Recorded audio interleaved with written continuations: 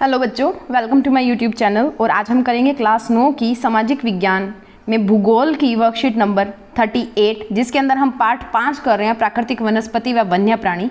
ये आपकी 1 अक्टूबर की वर्कशीट है, यानी कि 1 अक्टूबर को आपको मिलेगी।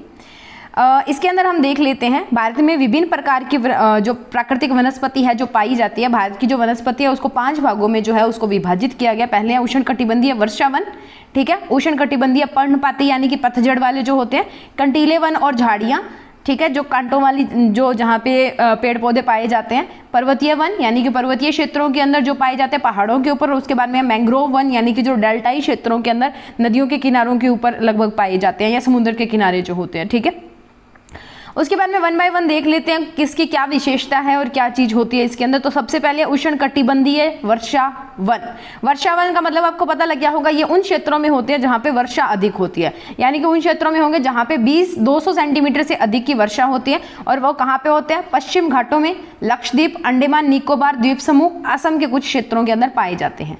यहाँ पे जो पेड़ होते हैं, वृक्ष होते हैं, उनकी जो ऊंचाई है वो 60 मीटर होते हैं, लंबाई जो होती है, ठीक है। प्रत्येक प्रकार की वनस्पति, वृक्ष और झाड़ियां यहाँ पे पाई जाती हैं। व्यापारिक महत्व से कुछ वृक्ष जैसे आबुनूस, ठीक है, एबोनी जिनको बोलते हैं, मोहगनी, रोजवुड, रबड़, सिनकोना यहाँ पे पाए जाते हैं। और वाइल्ड लाइफ यानी कि वन्य जीवों में यहाँ पे हाथी, बंदर, लंगूर, हिरण आदि जो है वो पाए जाते हैं, ठीक है।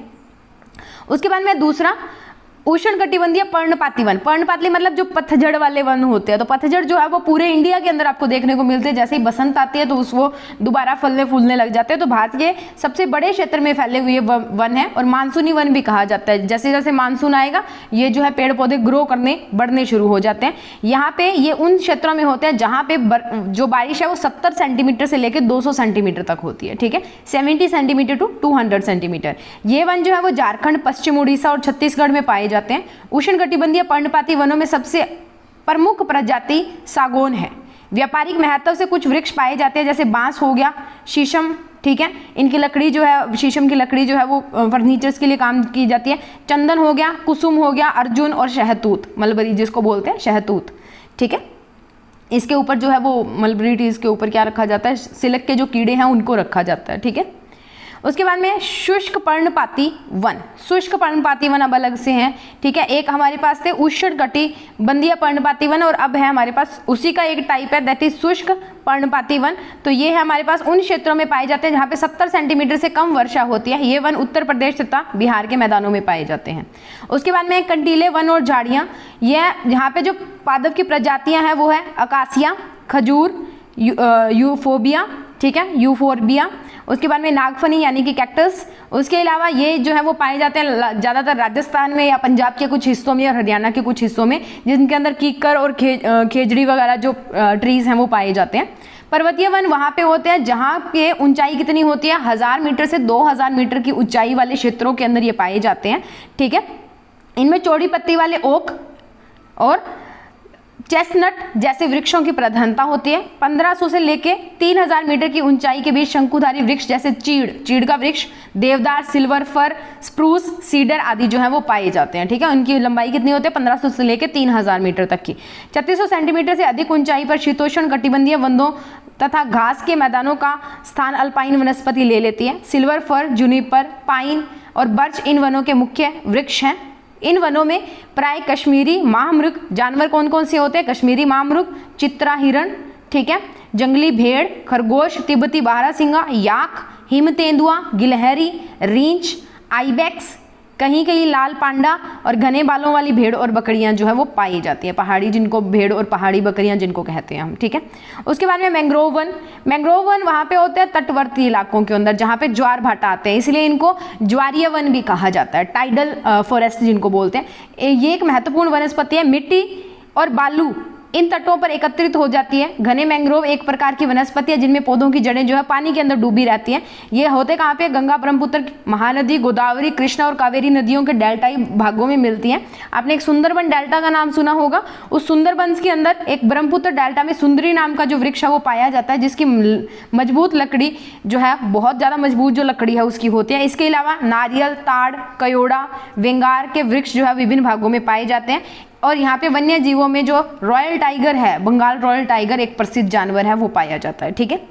तो ये थी बेटा आज की वर्कशीट, बहुत आसान सी वर्कशीट है, जस्ट आपको प्राकृतिक वनस्पति के प्रकारों के बारे में बताया गया है। उसके बाद में चलते हैं इसके क्वेश्चन पे। 5 क्वेश्चन दिए हैं तो उनको डिस्कस कर लेते हैं वन बाय वन। कि फर्स्ट क्वेश्चन है, भारत में कितने प्रकार की वनस्पति पाई जाती है? तो भारत में 5 प्रकार की वनस्पति जो है वो पाई जाती है। उष्णकटिबंधीय वर्षा वन जिसमें आते हैं, उष्णकटिबंधीय पर्णपाती वन जिसमें आते हैं कटीले वन और झाड़ियाँ जिनमें आती है, और इसके अलावा पर्वतीय वन और मैंग्रोव वन जो है इसके विभिन्न प्रकार हैं वनस्पति के। भारत के वनस्पति क्षेत्रों में पाए जाने वाले वृक्षों के नाम उनकी वनस्पति क्षेत्र के अनुसार लिखो। तो ये क्षेत्र जो है उन्होंने बांट दिए, जैसे उष्णकटिबंधीय वर्षा वन है, उनमें प्रमुख पेड़ मोहगनी, एबोनी और रोजवुड हैं। उष्णकटिबंधीय पर्णपाती में साल, सागवान, पीपल, नीम और शीशम पाए जाते हैं। कटीले वन और झाड़ियों में महत्वपूर्ण कैक्टस, खेर, बबूल और कीकर जो है वो पाए जाते हैं। ठीक है। पर्वतीय वनस्पति में हमारे पास चीड़, पाइन और देवदार के जो वृक्ष हैं वो पाए जाते हैं। मैंग्रोव वनों में मैंग्रोवा, कैसूरीना, सुंदरी और फानिक्स जो है वो प्रमुख पेड़ हैं जो पाए जाते हैं। ठीक है। भारत के प्रमुख वनस्पति क्षेत्रों का संक्षेप में वर्णन कीजिए। तो हमने अलग अलग बताना है क्षेत्रों का। तो भारत में उष्ण से अति शीतल वायु की स्थिति में के व्यापक क्षेत्र के साथ एक प्रचुर और विभिन्न मात्रा की विभिन्न प्रकार की वनस्पति है। सबसे पहले आती है उष्णकटिबंधीय वर्षा वन, जो पूर्वोत्तर भारत, पश्चिमी घाट और पश्चिमी ढलान, अंडमान और निकोबार द्वीप समूह में पाए जाते हैं। उसके बाद है उष्णकटिबंधीय पर्णपाती वन, जो पश्चिमी घाट की पूर्वी ढलान पर, हिमालय के तराई क्षेत्र पर, बिहार, उत्तर प्रदेश, उड़ीसा, पश्चिम बंगाल, महाराष्ट्र, आंध्र प्रदेश, कर्नाटक और मध्य प्रदेश में पाए जाते हैं। आप इनमें से कुछ याद कर ले, मैंने सारे लिखे, आप कुछ याद कर सकते हैं इनमें से। उसके बाद में पर्वतीय वन है। यह वनस्पति मुख्यतः प्रायद्वीपीय पठार के उच्चवर्ती क्षेत्रों में नीलगिरी, अन्नामलाई, पलनी, महाबलेश्वर, सह्याद्री के उच्च भागों में, सतपुड़ा आदि में जो है वो मिलती है। ठीक है। उसके बाद है कंटीले वन और झाड़ियाँ, मुख्यतः उत्तर पश्चिमी क्षेत्र में राजस्थान, पंजाब, हरियाणा, उत्तर प्रदेश के पश्चिमी क्षेत्र में इस प्रकार की प्रजातियां पाई जाती हैं। इसके अतिरिक्त दक्षिण प्रायद्वीपीय कुछ भागों में, जैसे आंध्र प्रदेश, कर्नाटक, महाराष्ट्र व गुजरात में के कुछ एक हिस्सों में ये पाई जाती है। ठीक है। मैंग्रोवा वन जो है ये पश्चिम बंगाल के सुंदरबन और अंडमान निकोबार जो द्वीप समूह है उनमें पाया जाता है। ठीक है। इसके अलावा अगर आपको थोड़ा बड़ा और आपके टीचर बोले तो बेटा इसमें आप ये जो फर्स्ट क्वेश्चन है ना, इसके एग्जांपल्स जो है वो इंक्लूड कर सकते हो। आप अपने टीचर के अकॉर्डिंग लिख सकते हो। अगर वो बोलते हैं कि आप और लिखो तो ये आप उनकी एग्जांपल्स भी साथ में इंक्लूड कर सकते हो। ठीक है। उसके बाद में देखिए मैंग्रोव वन किस प्रकार अन्य वनों से भिन्न है। तो निम्नलिखित कारकों के कारण मैंग्रोव वन अन्य वनों से भिन्न है। इस प्रकार के वन डेल्टा के क्षेत्र में विकसित होते हैं, वर्षा के से चिंतित नहीं होते, पानी वैसे ही बहुत होता है। ये अन्य पौधों की तुलना 100 गुना अधिक नमकीन तक पानी में रहते हैं। ठीक है। 100 गुना अधिक नमकीन पानी तक में ये रह सकते हैं। मैंग्रोव वैसे पेड़ एवं झाड़ियों का समूह है जो तटीय खारे पानी में उगते हैं। ठीक है। कई बार क्या होता है, कई जो पेड़ होते हैं वो खारे पानी से खराब हो जाते हैं, पर ये खारे पानी में ही उगते हैं। ठीक है। उसके अलावा है वनस्पति हमारे लिए किस प्रकार उपयोगी है। तो पेड़ प्रकाश संश्लेषण द्वारा कार्बन डाइऑक्साइड लेते हैं और ऑक्सीजन को छोड़ते हैं। इस ऑक्सीजन का इस्तेमाल सभी प्राणी सांस लेने के लिए करते हैं। पेड़ अपनी जड़ों से मिट्टी को पकड़ कर रखते हैं, इस प्रकार मृदा जो अपरदन है उसको रोकते हैं। वनस्पति से हमें फर्नीचर और ईंधन के लिए लकड़ी मिलती है। वन से चारा, औषध, जड़ी बूटियां मिलती हैं। वन से ला और शहद और गोंद भी जो है वो हमें मिलते हैं। ठीक है। तो ये थे हमारे टोटल 5 क्वेश्चन, जहाँ पे आपको 4th और 5th क्वेश्चन यहाँ पे दिख रहे हैं। ठीक है।